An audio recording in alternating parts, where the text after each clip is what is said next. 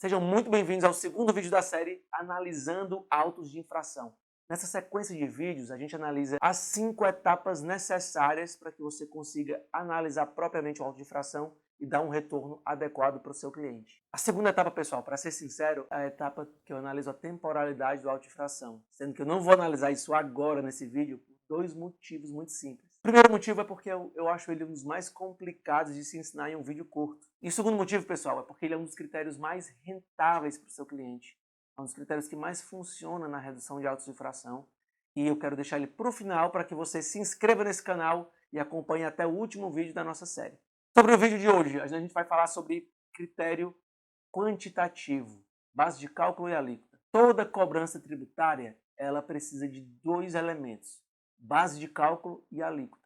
A base de cálculo é o montante, aquele valor sobre o qual vai incidir a multa ou o imposto, aquele valor sobre o qual é calculado o imposto que eles estão lhe cobrando. O segundo elemento são as alíquotas. A alíquota nada mais é que o percentual. Quando você vê 10%, 15%, isso é o que a gente chama de alíquota. Então, toda cobrança tributária ela tem uma base sobre a qual incide um percentual. E qual é a importância, qual é a relevância desses dois elementos? Esses dois elementos eles são definidos por lei. Primeiro ponto que você tem que analisar, porque muitas vezes eles colocam impostos e multas com base em instruções normativas, portarias, decretos. As bases de cálculos e alíquotas, em regra, salvo as exceções, ela deve ser estabelecida por lei. Então, sempre que você pega uma infração, você tem 4 cenários possíveis em relação a esses dois elementos. Primeiro cenário, estar tudo correto. Base de cálculo correta, alíquota correta, tudo correto. Então, não há o que fazer e a gente passa para a análise do próximo elemento. O segundo cenário é a questão da base de cálculo estar indevida. É muito mais comum do que vocês imaginam o fisco cobrar impostos sobre uma base de cálculo indevida. Muitas vezes são incluídas operações além do devido, muitas vezes são incluídas operações que têm base de cálculo reduzida, então você tem que analisar operação por operação se aquela base de cálculo está correta, porque é muito comum esse tipo de erro. O terceiro cenário é um cenário de alíquota incorreta. Muitas vezes o fisco cobra uma alíquota cheia, uma alíquota de 18% do ICMS, uma alíquota de 27,5% do imposto de renda da pessoa física, 25% de imposto de renda da pessoa jurídica. E muitas vezes aquelas operações são beneficiadas, muitas vezes são produtos de cesta básica que têm redução de base de cálculo, muitas vezes aquelas operações não eram para ter sido incluídas naquela base de cálculo, muitas vezes eles foram incluídos de forma duplicada. Existem diversos cenários que você tem que analisar essa base de cálculo. O terceiro cenário é o cenário da alíquota equivocada. É muito comum que o fisco aplique alíquotas cheias de 25% de imposto de renda da pessoa jurídica, 27,5% pessoa física, 18%, 20% de ICMS, e ela aplique para produtos que não deveriam estar sujeitos àquela alíquota, ou para operações que não estavam sujeitas àquela determinada alíquota. A gente teve recentemente uma discussão muito grande a respeito da alíquota aplicada para produtos essenciais. Enquanto todos os produtos possuíam uma alíquota de ICMS de 18% ou 20%, a energia elétrica possuía de 27%, 25%.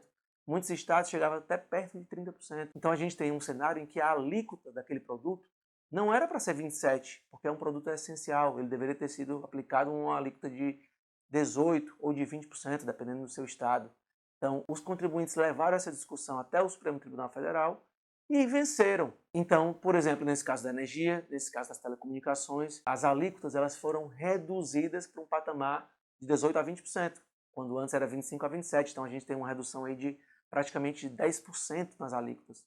Muitas vezes os autos de infração ficariam pela metade se tivessem sido aplicados com a alíquota correta. E o quarto e último cenário, pessoal, é o cenário em que tanto a base quanto a alíquota estão incorretos. Isso não é raro de acontecer também. Sempre que você pega uma fiscalização que é muito alvoroçada em terminar, ela é muito ávida em fiscalizar, muitas vezes ela peca por utilizar bases indevidas ou por utilizar alíquotas indevidas. Então você tem que ficar sempre atento a esses dois elementos. Um outro ponto que eu queria destacar aqui com vocês, pessoal, é que tudo que eu falei sobre base de cálculo e alíquota até agora também se aplica para as multas tributárias. Então muitas vezes as multas incidem sobre bases além do que deveriam e principalmente com alíquotas percentuais muito acima dos permitidos. Não é porque está previsto em lei ou em decreto ou em instrução normativa que está correto. Muitos estados trazem previsões de multas tributárias em suas leis em percentuais acima de 100% do valor do imposto, ou seja, mais do que uma vez o valor do imposto. Já foi definido pelo Supremo Tribunal Federal que não são permitidas punições tributárias acima de 100%, mesmo nos casos de dolo, fraude, simulação, salvo os casos de reincidência. O julgado faz essa ressalva. Mas fora isso, é muito comum que os estados cobrem multas, muitas vezes o dobro, quase o triplo do valor do imposto.